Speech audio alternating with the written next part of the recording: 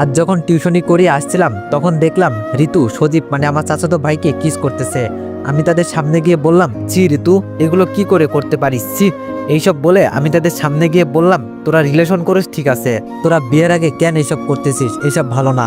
তখন ঋতু আমাকে কষে ঠাস ঠাস করে চড় মারলো আর বলতে লাগলো, ছোট লোকের বাচ্চা, তো সাহস কি করে হলো আমাদের ব্যক্তিগত ব্যাপারে কথা বলা? ছোট লোক আমাদের কাজে নাক গলাতে আসবি না। তাই আমি অপমানিত হয়ে চলে আসলাম বাড়িতে। বাড়িতে এসে কলিং বেল দিলাম, তখন খালা দরজা খুলে দিয়ে বলতেছে, কি রে বাবা, তোর কি হলো?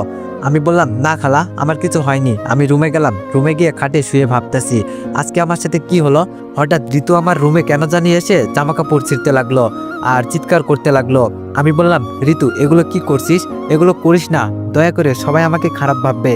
ঋতু বলল, তোকে অনেক সহ্য করেছি, আর না, তোকে আমি এই বাড়ি ছাড়া করব। ঋতু এবার বাঁচাও বাঁচাও বলে চিৎকার ছাড়তে লাগলো। তখন খালা এসে বলতে লাগলো, কি হয়েছে মা, দরজা খোল। ঋতু দূরে গিয়ে দরজা খুলে দিল। তখন তার মার পিছনে গিয়ে বলতে লাগলো, মা, এই জানোয়ারের বাচ্চা আমার সাথে খারাপ কিছু করতে চাইছিল, ভাগ্যিস তুমি এসেছো। ঋতুর কথা শুনে খালা আমার দুই গালে ঠাস ঠাস করে দুইটা চড় বসিয়ে দিল।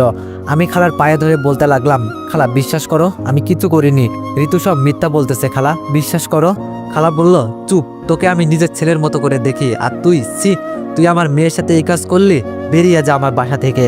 তারপর আমি আর কিছু না বলে মাথা নিচু করে আমার প্রয়োজনীয় জিনিসপত্র নিয়ে বাড়ি থেকে বাইরে আসার আগে খালাকে উদ্দেশ্য করে বললাম, খালা, আমি কিছু করিনি, তুমি এটা একদিন ঠিকই বুঝতে পারবে, তবে সেদিন আমি থাকবো না।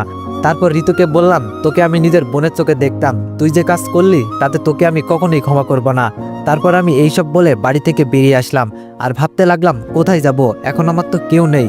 ও, কিছু বুঝতেছেন না তো? তাহলে চলুন আগে কি হয়েছে আপনাদের বলি। তার আগে আমার পরিচয় দিই, আমি অনিক আহমেদ। আমি ইন্টার দ্বিতীয় বর্ষে পড়ি। আমার বাবা মা অনেক আগেই মারা গেছে। যখন আমি ছোট ছিলাম তখন একটা সড়ক দুর্ঘটনায় আমি খালার বাসায় ছিলাম। আমি বেড়াতে যাচ্ছিলাম আর মা বাবা আমাকে বেড়াতে খালার বাসায় দিয়ে আসার সময় এই দুর্ঘটনা হয়, তাই বেঁচে গেছি। আমার খালার নাম রুমান আক্তার, একটা মেয়ে আছে নাম ঋতু, সে আমার ছোট 2 বছরের। খালু বিদেশে থাকে, খালুর নাম তারেক মিয়া। আমার চাচা চাচি আছে, তবে তারা আমাকে বের করে দিয়েছে আমার বাবার সম্পত্তি দখল করে। আমার খালু কিছু বলতে পারেনি, কারণ আমার চাচা একজন এমপি, নাম মতিউর রহমান। চাচার একটা ছেলে আছে, তার নাম সজীব, আর চাচির নাম রাহেলা বেগম। যাক, এখন গল্পে আসা যাক। খালা আমাকে অনেক ভালোবাসে, আর ঋতু মানে আমার খালাতো বোন আমাকে সহ্য করতে পারে না, আমাকে অনেক কষ্ট দেয়।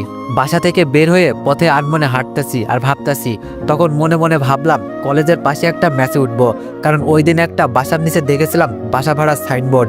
ম্যাচের ভাড়ার কোনো চিন্তা নেই, কারণ আমি 3টা টিউশনি পড়াই, যেই ভাবা সেই কাজ। ম্যাচে উঠে কিছুক্ষণ রুমটা সাজাতে সাজাতে দুপুর হয়ে গেল, তাই নিচের দোকান থেকে কিছু খাবার নিয়ে আসলাম। ও বলে দি, কাল মাস শেষ হয়েছে, টিউশনির বেতন পেলাম, তাই আর কোনো টাকা নিয়ে। আর খালা তো আমাকে নিজের ছেলের মতোই ভাবে, সে কেন বিশ্বাস করে নিল? নিবেই বা না কেন? তার নিজের মেয়ের কথা তো আর কেউ অবিশ্বাস করবে না। আর বলতেছি, হাই রে দুনিয়া, আজ আমার কেউ নাই বলে, আমি এতিম বলে, আজ যদি আমার বাবা মা বেঁচে থাকতো তাইলে হয়তো খালা তার মেয়ের সাথে আমার বিয়েটা দিতে চাইতো। এইসব ভাবতে ভাবতে ঘুমিয়ে গেলাম। সন্ধ্যায় ঘুম থেকে উঠে কিছুক্ষণ ছাদে হাঁটাহাঁটি করলাম। ও, আপনারা ভাবতে পারেন আজ টিউশনিতে যাই নাই কেন। আজ শুক্রবার ছিল, তাই টিউশনি করাতে যাইনি। সন্ধ্যায় মাগরিবের নামাজ পড়ে এসে কিছুক্ষণ পরে নিচের দোকান থেকে কিছু খেয়ে ঘুমিয়ে গেলাম। পরের দিন ভোরে আজান শুনে উঠে নামাজ পড়তে গেলাম বাড়ির পাশে মসজিদে। নামাজ পড়ে বেশ কিছুক্ষণ হাঁটাহাঁটি করলাম। ফজরে নামাজ পড়ে সকালে ঠান্ডা আবহাওয়ায় হাঁটাহাঁটি করলে মনে দুঃখ কষ্ট চলে যায়। তারপর দোকান থেকে কিছু খেয়ে 7টে একটা টিউশনি করাতে গেলাম। সেখান থেকে এসে কলেজে গেলাম। সেইখানে গিয়ে দেখি আমার বন্ধু আবির এখনো আসেনি। ও, আপনাদের তো আমার বন্ধু আবিরের কথা বলা হয়নি। আবির আমার বেস্ট ফ্রেন্ড, সে আমার সব জানে, কিন্তু কালকের বিষয় জানে না। আবির এখনো আসেনি, তাই আমি একটা গাছের নিচে বসে বই পড়ছি। আমার যখন মন খারাপ হয় তখন আমি বই পড়ি। কিছুক্ষণ পর আবির আসলো আর বলতে লাগলো, কিরে অনিক, কখন আসলি? আমি বললাম, এই তো একটু আগে। আবির বলল, কিরে, তোর মন খারাপ কেন? আমি বললাম, কই, আরে না, এমনি। আবির বলল, তুই আমার কাছে মিথ্যা বলিস কেন? কাল কল দিলাম ধরলি না, আজ আসার সময় কল দিলাম, আর এখন বসে বই পড়ছিস, কি হলো আমাকে বল, যদি বন্ধু মনে করিস। আমি মন খারাপ করে তাকে সব বলতে লাগলাম। বলার সময় আমার চোখ দিয়ে পানি পড়তে লাগলো। তখন আবির আমার চোখের পানি মুছে দিয়ে বলতে লাগলো, দেখ, মন খারাপ করিস না, এগুলো ভুলে তুই নিজেকে গড়ে তোল, যাতে সবাই তোকে দেখতে পারে। আমি বললাম, আমি আবিরকে জড়িয়ে ধরে অনেক কাঁদলাম, পরে নিজেকে স্বাভাবিক করে নিলাম। আবির বলল, বন্ধু তুই এখানে থাক, আমি একটু ওয়াশরুম থেকে ঘুরে আসি। আমি বললাম, শালা বাড়ি থেকে করে আসতে পারিস না? আবির এই বলে চলে গেল। আর আমি তখন সময় দেখলাম, দেখি 9টা 50 বাজে, তাই আর দেরি না করে ক্লাসরুমের দিকে হাঁটা ধরলাম। হঠাৎ কারোর সাথে যেন ধাক্কা খেয়ে 2জন পড়ে গেলাম, তাই তাড়াতাড়ি করে উঠে গিয়ে কার সাথে ধাক্কা গেলাম তা খেয়াল করিনি। যখন আমি সরি বলতে যাব সামনে তাকিয়ে দেখি রুহি। আমি তো ভয়ে শেষ। এখন আমার কি হবে এগুলো ভাবতাছি। রুহি হলো মা বাবার একমাত্র সন্তান, অনেক বড় লোক, তাই তার অনেক অহংকার। এইসব ভাবতাছি আর আল্লাহর কাছে বলতেছি, আল্লাহ আমাকে এইবারের মতো বাঁচিয়ে নাও। রুহি তখন ঠাস ঠাস করে 2টা থাপ্পড় বসিয়ে দিয়ে বলতেছে। রুহি বলল, ছোট লোকের বাচ্চা, তোর সাহস কি করে হয় আমাকে ধাক্কা দেওয়ার? শালা লুচ্চা, মেয়ে দেখলেই গায়ে পড়তে মন চায় তাই না? এইসব কথাগুলো রুহি জোরে বলার কারণে সবাই আমার দিকে তাকিয়ে আছে। আমি মাথা নিচু করে বললাম, সরি, আসলে আমি দেখতে পাইনি। রুহি বলল, তোর শরীর গুষ্টি কিলাই, শালা ক্ষেত, তোদের মতো ছেলেদের আমার চেনা আছে, মেয়ে দেখলেই খালি গায়ে পড়তে মন চায়। এই বলে রুহি চলে গেল আর আমার চোখ দিয়ে পানি পড়তে লাগলো। আর বলতে লাগলাম, সামান্য কিছুর জন্য আমাকে সবার সামনে এইরকম অপমান না করলেও পারতো। এগুলো মনে মনে বলছি আর হাঁটতেছি।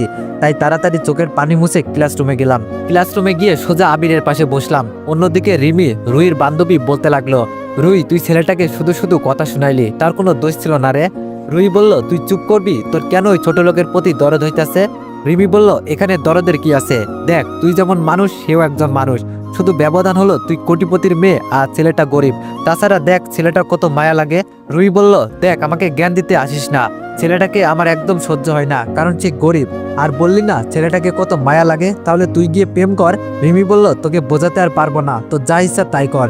অন্যদিকে আবির বলল, কিরে, তোকে আবার ওই অহংকারী মেয়ে অপমান করলো? তুই যদি ইশারা করে না বলতি তাহলে ওরা আর্ধেক কি করতাম? আমি বললাম, ছাড় না ভাই, ওরা বড় লোক, ওরা দাতা করতে পারে, এখন বাদ দে, সারাচ্ছে ক্লাস কর। একে একে সব ক্লাস করে বাইর হয়ে আমি আর আবির ক্যান্টিনে গিয়ে খেতে বসলাম। খাওয়া শেষ। আবির বলল, বন্ধু তুই বাইরে গিয়ে দাঁড়া, আমার একটা কল আসছে, কথা বলে বিল দিয়ে আসছি বলে চলে গেল। আমি বললাম, আচ্ছা ঠিক আছে বলে বাইর হয়ে কিছুক্ষণ মাথা নিচু করে হাঁটার পরে যেই না গাছতলার কাছে যাব তখন কে যেন ল্যাং মেরে দিল। আমি তাল সামলাতে না পেরে নিচে পড়ে গেলাম। সবাই হাসাহাসি করতে লাগলো। আমি লজ্জায় মাথা নিচু করে আছি। খেয়াল করলাম যে ল্যাং মারলো সে আর কেউ নয়, রুহি। তখন আমি কিছু বলতে যাব তার আগেই রুহি বলতে লাগলো, এই ছোট লোকের বাচ্চা, তোর সাহস কি করে হয় আমার শরীর টাচ করার? এই বলে কষে থাপ্পড় মারলো। তুই জানিস এই জামাটার দাম কত? এই জামাটার টাকা দিয়ে তোর সারা বছর চলে যাবে। ছোট লোক, তোর জন্য আমার জামা নষ্ট হয়ে গেল। আমি বললাম, আপনি না আমাকে ল্যাং মেরে ফেলে দিলেন, তা আমাকে কেন কথা শোনাচ্ছেন? রুহি বলল, তোর এত বড় সাহস আমার মুখে মুখে কথা বলিস? এই বলে রুহি আমার 2 গালে চড় বসিয়ে দিল। আমি আর কিছু বলতে পারছি না, তাই আমি অপমানিত হয়ে সেইখান থেকে চলে আসলাম। আবিরের জন্য আর দাঁড়ালাম না, আসার সময় মোবাইল বন্ধ করে দিই। অন্যদিকে আবির ফোনে কথা বলতে বিল দিতে দেরির কারণে আমারে যে রুহি অপমান করলো তা বুঝতে পারিনি। সে যখন বাইরে আসলো তখন সবাই আমার নামে এইটা সেটা শুনে, তাই সে তাদের কাছে গিয়ে বলে, ভাই কি হয়েছে? তারা সব আবিরকে বলতে লাগলো। তা শুনে আবিরের মাথা গরম হয়ে গেল আর সে রুহির কাছে গিয়ে বলতে লাগলো, এই যে মিস, বড় লোকের অহংকারী মেয়ে, আপনি আমার বন্ধুকে কেন সারাক্ষণ অপমান করেন? রুহি বলল, এই তোর সাহস কি করে হয় আমাকে অহংকারী বলার, ছোট লোকের বাচ্চা? এই বলে যখন থাপ্পড় দিতে যাবে তখন আবির হাত ধরে বলতে লাগলো, আপনার সাহস কি করে হয় আমাকে মারার? এটা আমার বন্ধু না যে মারতে পারবেন, এটা আবির খান, বুঝলেন? রুহি বলল, তোকে আমি। আবির বলল, আরে রাখেন আপনার রাগ, আপনি একজন অহংকারী। আপনারা সবাই শুধু টাকার দিক থেকে বড়, মনের দিক থেকে ছোট। আপনারা শুধু চিনেন টাকা, তাই মানুষকে মানুষ মনে করেন না।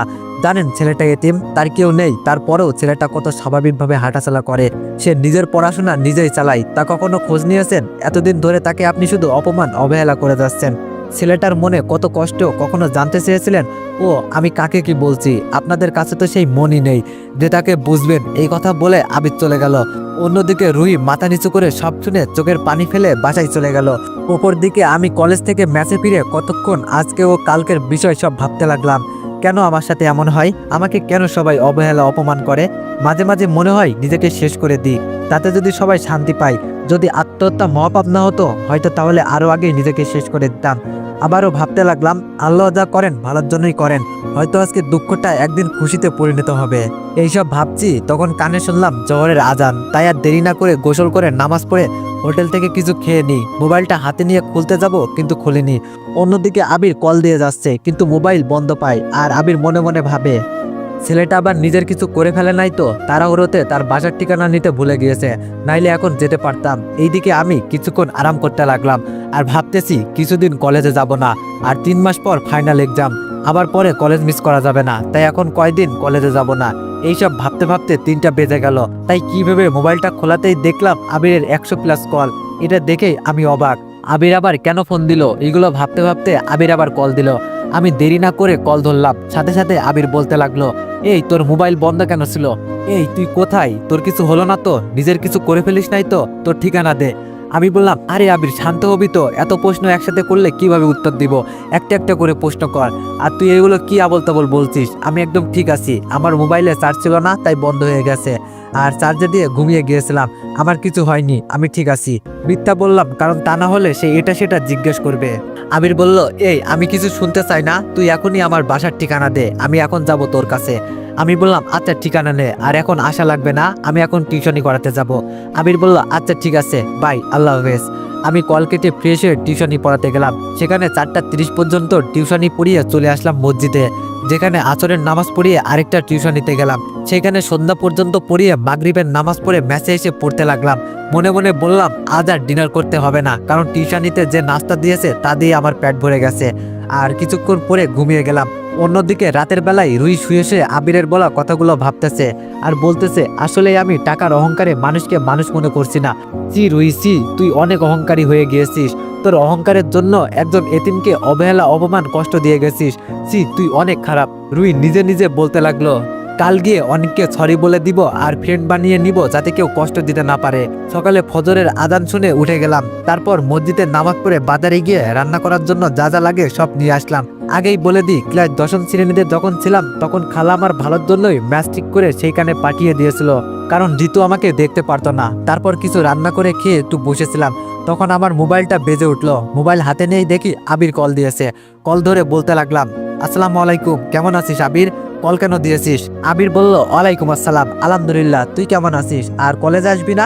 আমি বললাম, আলহামদুলিল্লাহ। না রে, কলেজে কিছুদিন যাব না। আবির বলল, কেন যাবি না? আমি বললাম, না এমনি। আবির বলল, তাহলে আমিও কলেজে যাব না, আর তুই থাক, আমি তোর কাছে আসছি, দুইজন ঘুরতে যাব। আমি বললাম, আচ্ছা তাহলে 10টার দিকে আসিস, কেমন? আমি টিউশনি পড়িয়ে তোর জন্য অপেক্ষা করব, কেমন? আবির বলল, আচ্ছা আল্লাহ হাফেজ। এই বলে কল কেটে দিল। আমি কল রেখে কিছুক্ষণ পরে 7:30-এর দিকে টিউশনি পড়াতে গেলাম। টিউশনি পড়িয়ে 9:30-এর মধ্যে বাসে এসে বসলাম। কিছুক্ষণের ভিতরেই আবির আসলো, তাই তাকে বসিয়ে নাস্তা আনতে যাব, তখন সে মানা করে দিল। ওকে অনেক জোর করে নাস্তা দিতে পারলাম না, তাই তাকে বসিয়ে আমি ফ্রেশ হয়ে দুইজন আবিরের বাইক নিয়ে ঘুরতে গেলাম। তবে বেশি দূরে না, আমাদের ম্যাচ থেকে 10 মিনিট লাগে গাড়ি ভাড়া করে যেতে। একটা সমুদ্র সৈকত, এটা আপনারা হয়তো কেউ চিনবেন, চট্টগ্রাম সীতাকুণ্ড গুলিয়াখালীতে। অন্যদিকে রুই কলেজে এসে আমার আর আবিরকে খুঁজতে লাগলো। আমাদেরকে খুঁজে না পেয়ে ছোট আমগাছতলায় বসে অপেক্ষা করতে লাগলো, কারণ আমি আর আবির প্রতিদিন আড্ডা দিই আর কলেজ গেটের দিকে তাকিয়েছিল অনেকক্ষণ। যখন আমি আর আবির আসলাম না, তাই সে হতাশে ক্লাসরুমে চলে গেল আর ক্লাস করতেছে আর মনে মনে বলতে লাগলো, আর আমি রিমাটাও আসলো না। অন্যদিকে আমরা দুইজন বিচে ঘুরতে লাগলাম। হঠাৎ একটু খেয়াল করলাম সজীব ঋতুর গায়ে বিভিন্ন জায়গায় হাত দিতেছিল, আর ঋতু বিরক্ত নিয়ে হাত ছাড়িয়ে দিতেছে। তাই আমি ভাবলাম, যা করুক তাতে আমার কি, এই মেয়ের জন্য আমার এত অপমান এত কষ্ট সহ্য হচ্ছে। আবার পরক্ষণেই ভাবলাম, না, আমার সাথে যা করেছে তা গেছে, এখন যদি তাকে বাধা না দিই তাহলে আবার অন্য কিছু হলে খালাখালু সমাজে মুখ দেখাতে পারবে না। এইসব মনে মনে বলে আমি আবিরকে বললাম, আবির তুই এখানেই দাঁড়া, আমি একটু ওই দিক থেকে আসি। সেইটা বলে আমি চলে আসলাম তাদের সামনে। তখন বললাম, সজীব এগুলো কি হচ্ছে? তুমি ঋতুকে বাজেভাবে টাচ করছো কেন? তখন ঋতু আমাকে কোষে থাপ্পড় দিয়ে বলতে লাগলো। তো এভরিওয়ান, গল্পটি কন্টিনিউ করাতে চাইলে সবাই একটু কমেন্টে জানাইও যে গল্পটি কেমন হয়েছে। আর এভরিওয়ান, সবাইকে একটা কথা দিলাম, কালকে থেকে গল্প বড় করব। ধন্যবাদ।